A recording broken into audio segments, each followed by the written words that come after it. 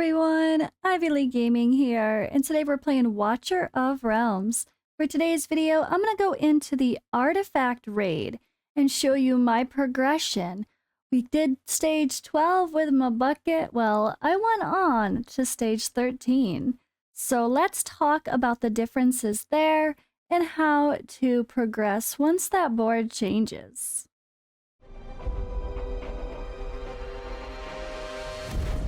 The finest blood for the most untainted soul.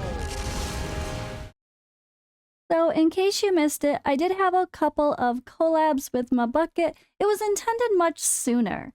But the first one was on my channel here where we talked about Raid Shadow Legends and other gacha games and how Watcher compares to it. So if you haven't seen that already, it's a little bit of a long video, but it's fun. It's more like chill vibes, podcast kind of style. But of course, we show different things in the game in the background as we talk about it a little bit. But yeah, it was a fun conversation, and I really enjoyed finally having a collab with him.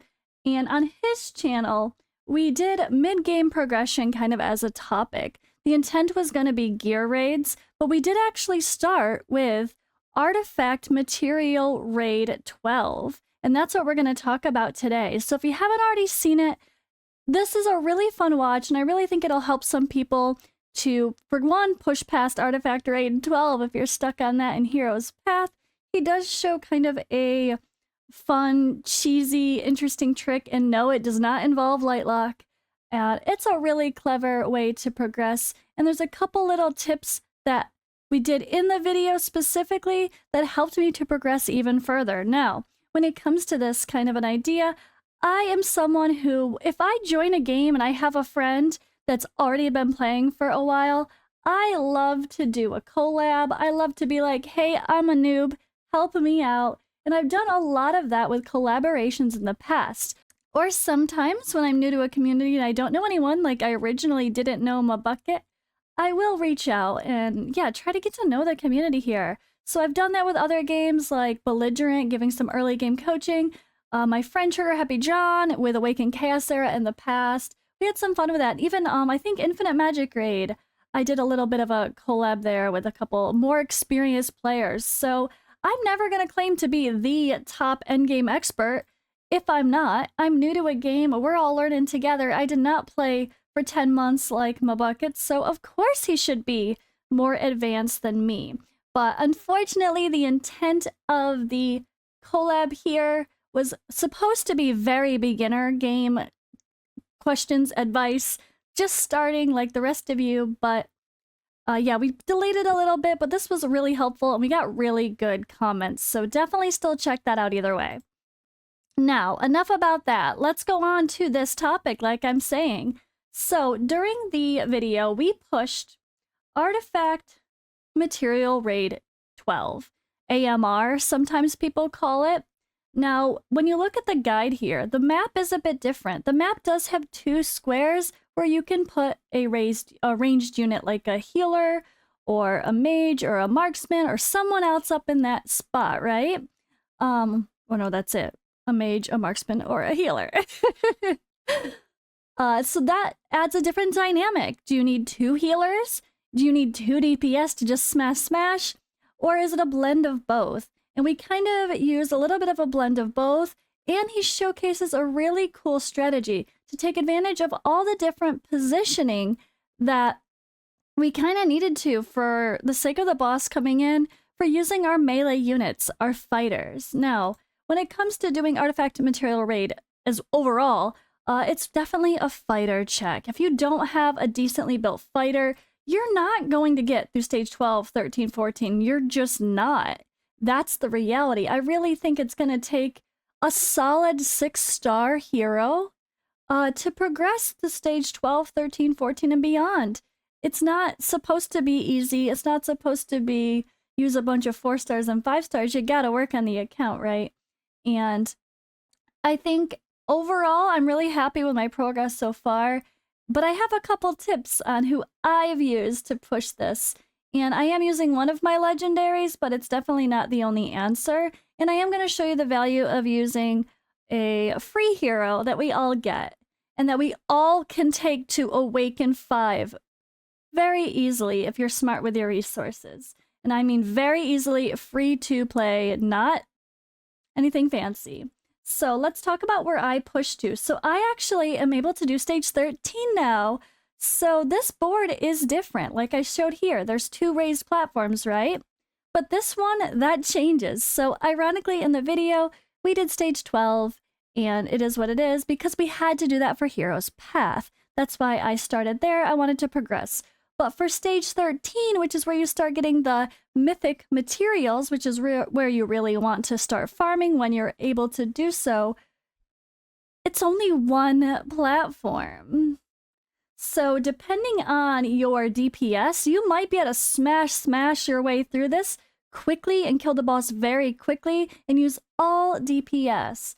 Or you might be like me, your other gear is not exactly perfect yet, and you might need a healer. So I actually ended up using a healer for my setup here.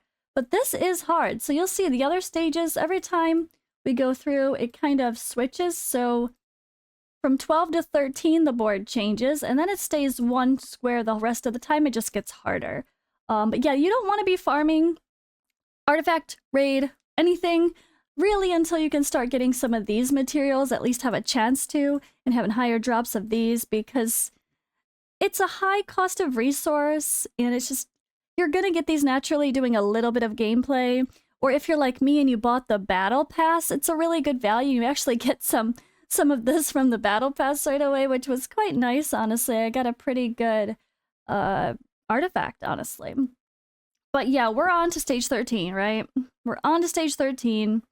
And I want to show you guys my strategy for doing this. So first, I'm going to show you my auto fight on stage 13 because I actually used different people than what's showing here. I was trying to use Volca and some others to progress to stage 14, but I wasn't quite there yet. So we're going to take a look at stage 13, and I'm going to show you what I did before I got Volca on my account.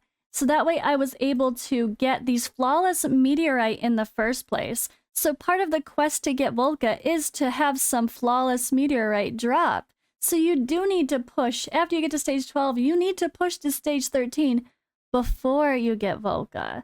So let's go ahead into this auto fight. I'm going to let it play with it on and let it be fast for this first run.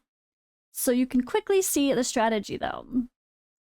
So we are going to drop my defender there. And ideally, you actually want to drop the defender where Salazar is stopped kind of in the middle of the 2 rows, which I'm going to show you guys after this. But for this one, all my damage was really coming from Velcro and Wrath, and it was pretty quick. So I really didn't need to worry about the other 2 spots also doing damage to the boss. And then I just put defenders on the other sides of my 2 fighters to deal with it. And then Deimos is up there dealing with the very top. So it's a little bit of a quirky setup, but we're going to go and do it slower. Don't worry. I'll do that now.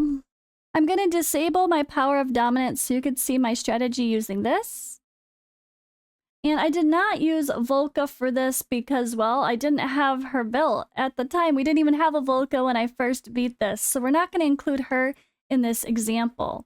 We can use Ain if you have him. He does have extra reach. Although I don't know that I would put him past like 5-star. I did get Mariel after all this 10 times event, so she might be fun to put in there. But I think for sake of this video, I used Ain, because that was before I put any gear on Mariel. So I'm just going to throw him in there. He's only 4-star, not even promoted, but he'll do a little bit of help, but I really don't think he's too necessary. Either way, I just want to show you guys the strategy for dealing with this. So first things first. The idea is to draw the boss inward and then place a strong defender.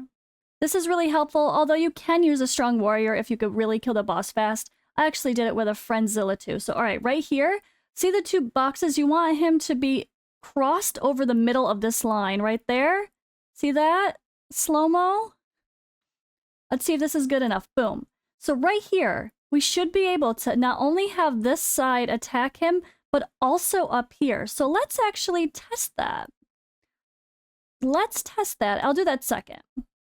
Let's test once we get in. Actually, I'm going to do my normal rotation. So I put in Wrath, and then I put in Velcro. Velcro's amazing. She doesn't get much love, sorry, I should say. She does not get much love. And I actually got a dupe of her, and I was not mad about that. It added one more space. She's fantastic, but even without the dupe of her, you'd only need a regular Velcro. She hits all the way across, and she can take out people right behind Wrath that are coming from this direction. Velcro is a super underrated legendary, so I really wanted to put her in here. Okay, now, let's put in Dahlen so we start getting our cooldown recharged. Look it, is Dahlen going to attack the boss? Yes. That means we did a good job placing the boss in the middle where all 4 of these fighters can start attacking. And we have a healer definitely needed here to help control the madness, at least for my comp. So Dahlen, oh, I forgot I took gear off of Dahlen. She already died. It's fine. It's not that important. It's not really going to make or break this run. But what I really want to start doing is protecting my fighters that are about to have others come in. So let's see, which direction are they coming next? Right there. Okay, so I'm going to go ahead and I am going to place a defender behind Wrath, so that way Wrath can be protected and not be getting hit, and he can focus all of his attacks on the boss and help take out the boss faster. And I'm going to do the same thing with Velcro, as I know they're going to start coming over there, but we're going to do that after. Let's put Deimos at the top. Let's see if Deimos can distract the other 2 coming out of that portal. This is really ideal if you have another fighter that you can put up at the top to kind of deal with the ones coming out of those portals. Now, they don't even necessarily have to survive the whole fight, but you definitely want to have as much distraction as possible. So for now, I'm not even going to put in another. Actually, I could put in Ain maybe. Yeah, let's just put in Ain for a tiny bit of extra damage. But we really don't need it. See, other portals start spawning the later and later it gets into the fight. And that's the big issue. Once this side starts to pop, it gets really scary. And that's where you need another defender on this side to protect that warrior if it gets very crazy as well. But hopefully you can take out the boss before it gets to this point. So that's a really big part in this artifact material raid, is the longer you get into the fight, the more portals that spawn and the more enemies come at you. As the enemies come at you, if they get past your defenders and your fighters and they hit Salazar, then Salazar is healing and it's going to take a long time or be impossible to kill him, and you're just going to get overwhelmed. But really, it seems pretty solid with the strategy here of being able to draw the boss Salazar into the middle where you can actually have 4 fighters attacking him all at once. So let me better show that strategy as well. Let's do that again. I'm going to show it slower. And I am using Wrath, and I highly suggest everybody build your Wrath. We get him for free. All right, see it is? He's crossed over the line, but don't want him to cross too far. Then the others might not reach. So Wrath and Velcro are my main damage dealers. You could use another. If you don't have Velcro, just use who you got. Deimos instead of Velcro would probably still be fine here. Oops, I shouldn't have used her ult yet. My Dahlen's really squishy. I didn't realize how bad she is. But you can start placing other fighters all in here to all 4 be attacking the boss at once. But look it, we actually failed. See how Deimos up at the top is not actually fighting the boss? He's actually just standing there. So that was an oops, we let Salazar get too far. But I wanted to show you guys that for sake of this video as well, so you can tell when you've gone too far. And you can just quickly reset the run, right? If like you're like, oops, we let him go too far, you could always start there too to test it. So that's something to consider as well. But I really like to put my strongest DPS on the... Oops, bruh. I like to put my strongest DPS on the very bottom. Let's not let that go too fast. So that way they are helping to deal with the hordes coming in if it gets too crazy. Because the ones in that top position really aren't doing much. Except attacking the boss until it gets really crazy. And if there's other enemies coming down from the top portal. So let's do this again. I'm just going to show you. We want to grab him. We'll let him just barely get across. Slow motion. And good enough.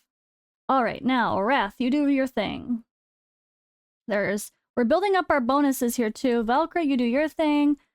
I think I'm going to go ahead and I'm going to try to put Dahlen in here again this time just because I really think she can help. But all right, now I'm going to use Valkyr's ultimate so she could attack the people on the other side. And then we're going to bring in a healer. Nope, Dahlon's just too squishy. She's getting messed up. I think I don't have full gear on her. Or if I do, it's not good. But I am going to put Demos up here to deal with that portal that's about to pop right now. So he's just up there ready to deal with those guys, as it did perfectly. That was really good timing. And then, yeah, we're going to start protecting our... I probably should use Isolde. She's a lot better than Azor. We don't even need him. He's just in here just because he's legendary. Ignore that, guys. He's not the best defender. Definitely don't need him. Isolde is so much better, especially with the Awakened One that you can get with the whole guilds event. Or sorry, the guilds. The fusion event. So this is a little bit crazier. See, the other portals did spawn on the right side, but I threw in a defender to make sure that the enemies didn't reach Salazar and start healing. So that's kind of the strategy. It's really about that. It's place a strong defender that can take the hits in the beginning, lure Salazar to the middle of the two tiles, so that way up to four fighters can attack Salazar all at once if you want to, and you can just DPS the crap out of him as well. You don't necessarily need as many defenders or even a healer. You might be able to get by without a healer. You might be able to smash and use the cheese we used for stage 12, even on stage 13, 14, and a little bit higher. Because if you have so many people attacking the boss immediately, you're going to take him down quick. It just depends on the strength of your fighters. Don't be too frustrated if you have trouble. Artifact Material Raid really is a fighter check. Fighters are king for success with this. Really, you're going to need a couple 6 stars that can shine. I really can't, once you push to those higher stages, I can't see doing it with only 5 stars. And Wrath is an amazing candidate for 6-starring. And as you can see, I haven't even promoted him yet. I've had really bad luck getting these damn mythic extracts lately, and I am low on energy, I'm low on gold, I'm low on everything. It's not fun. But I'm going to talk about this really quick before we wrap out of this video. I hope the strategy helps. And also, yeah, again, credit to Mabucket. We had fun on our collab, pushing me through 12, and that inspired me to keep pushing, and I'm really glad I got to 13 where I can farm those mythics. Kind of had to for the Hero's Path anyway. But Wrath, we get Wrath for free, guys. So we're talking the daily login event. We get Wrath for free on day 14. Also, on day, whatever this is, a couple more weeks in, we're going to be getting another soul for Wrath. So that's 1 awakening right there. Keep that in mind. There is no other souls for Wrath after that. So you can go ahead and use the souls you get from doing Tide for Wrath. Now, you should be where I am if you're caught up. I haven't done my Tide for today, so I've got a few more to do. But you are going to get those universal souls from doing Tide. And definitely don't skip Tide. It's so important for the resources. I can't see too many people getting stuck. It seems pretty easy, although I've gotten very lucky with my damage, and I feel like I made good decisions with my talents, so that's another choice. But we're all getting free Wrath as a hero. We're all getting free upgrades to make Wrath's Awakenings better, and it's totally worth doing so. So what I did so far, because I know we're going to be getting another Soul for Wrath in a couple weeks, I only took him to Awaken 3, even though I have enough to take him to 4, and we could use his Soul for 5, just in case I happen to summon one more copy of Wrath. I figure I will save these special materials for someone else. Now, we don't get that many of those, and they're not that easy to drop from other forms of content, so you don't want to use those on other people that are not as worthy for an Awakening 5. I really think the Awaken 5 is the key. Don't just blast it on some random epic that you like their Awaken 1. You're just wasting your resources. Save them for Lords because they're a lot less likely to be pulled and a lot less likely to get dupes of. Eventually, you're going to have dupes of most of your favorite epics because that's just how it's going to roll. There's less epics in this game than I think even legendaries, so it's quite quirky in that sense. But here is why I want Wrath Awaken 5. It's the self-heal. Simple as that. He's a fighter that can self-heal. It allows him to be able to handle a whole lane himself in some of those boards where they're split, where you just want him to go up and deal with one portal on his own or something and not have to worry about having a healer on him. It's just really helpful. And he's just a really good damage dealer overall. The Awakening 1 gives him more crit damage, and then more crit damage. What does it say? Wait, crit damage is guaranteed.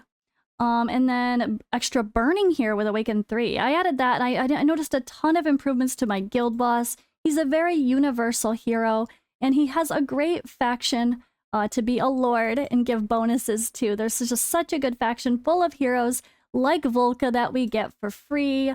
Baron is one of our favorites as well. If you have Salazar or Abomination, the list goes on. It's a really good faction, so he's definitely worthy to level up. But he's kind of the MVP of that run.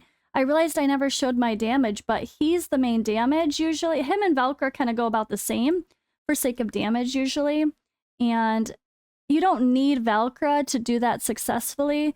But for me, I really like her, and I think she's a bit underrated, so I still wanted to show her in this. Plus, I didn't want to take the time to build up, like, an Ain just for the sake of, or one of these guys just for the sake of this video. I'm gonna be honest, guys, and use what I got and show you what I'm working with. But don't underestimate a Valkyrie if you got one sitting around. She's a lot of fun, and she can smash. I have her in pretty good gear. She's in the AoE set, because all of her hits are actually AoE, which is really cool as a fighter. But that's the key elements in that team there. Hope this was helpful to give you guys some tips to progress through to the next stage of Artifact Material Raid, where you start getting those mythic drops. And let's just say I've already got some very lucky pulls while doing my forging, so no regrets there. I just did some summons. I got a few pretty good ones myself. I guess I could show you guys I did get Ajax's artifact as well, and I got a couple pretty strong ones for healers, so it was a good day for Artifact for me, so I figured it was time to make this video. Hope it was helpful, guys, and let me know if you have any questions. I hope it helps, and I'll see you in the next video.